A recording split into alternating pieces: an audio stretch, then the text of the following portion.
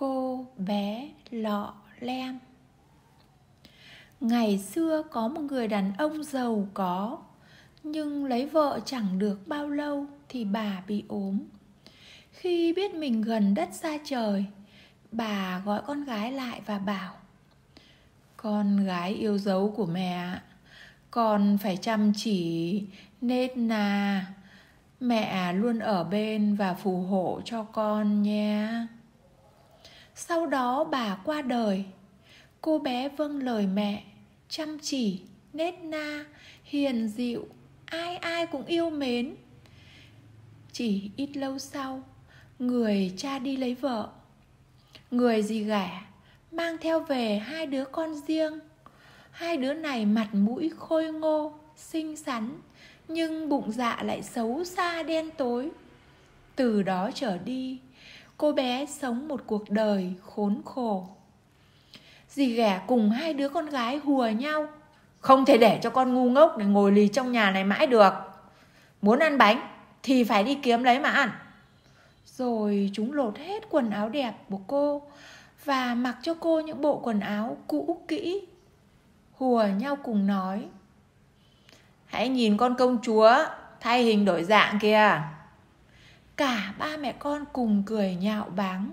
Rồi chúng đuổi cô xuống bếp. Cô phải làm lụng vất vả từ sáng đến tối.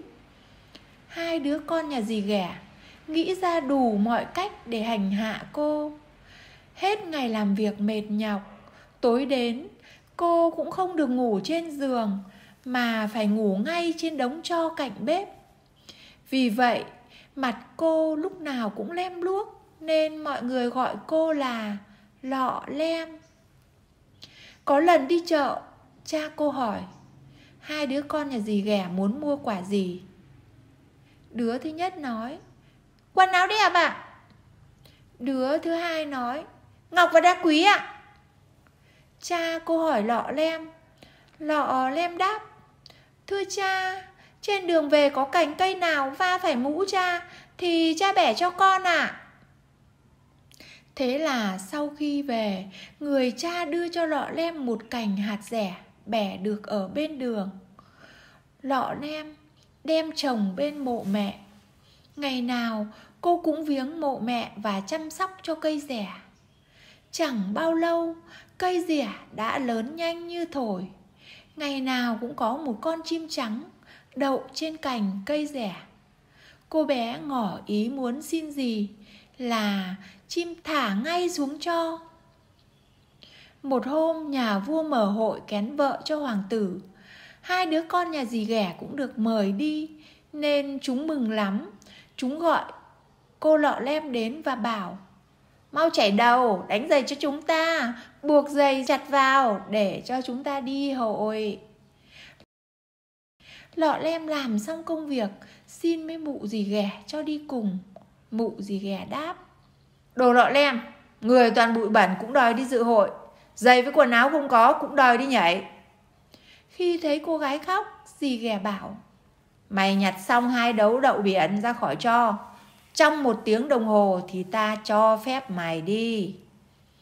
Sau khi mụ dì ghẻ đổ đậu lẫn vào đống tro, lọ lem đi ra phía sau vườn và gọi: "Hỡi chim cu hiền lành, hỡi chim gáy và tất cả các loại chim hãy đến đây nhặt giúp em.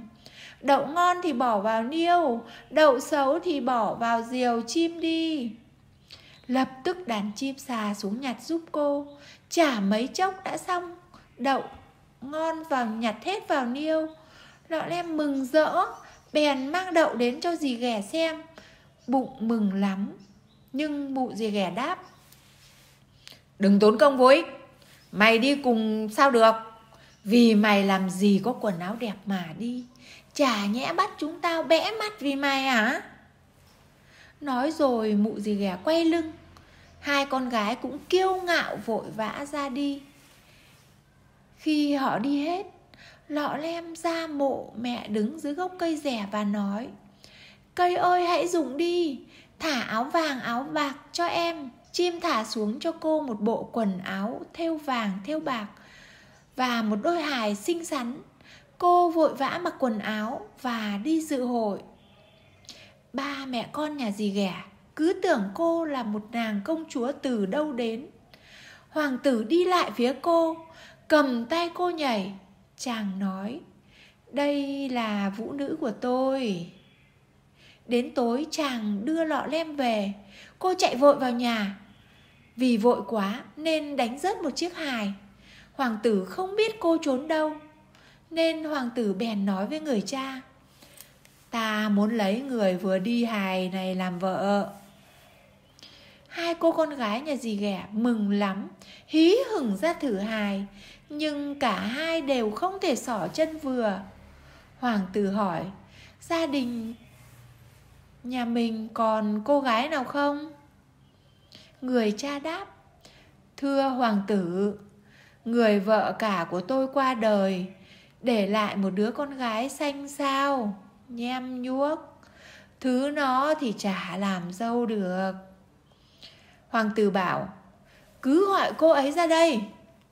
Dì ghẻ nói chen vào: thưa hoàng tử, không thể như vậy được.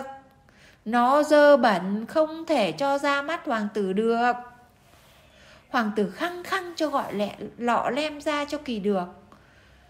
Lọ lem bước ra, cúi chào hoàng tử. Hoàng tử nhận ra ngay, đó chính là cô gái đã nhảy cùng mình trong hội. Hoàng tử đưa cho cô một chiếc hài. Cô cho chân vào chiếc hài, thì hai chân cô vừa như in. Mụ dì ghẻ và hai cô con gái tái mặt đi vì ghen tức.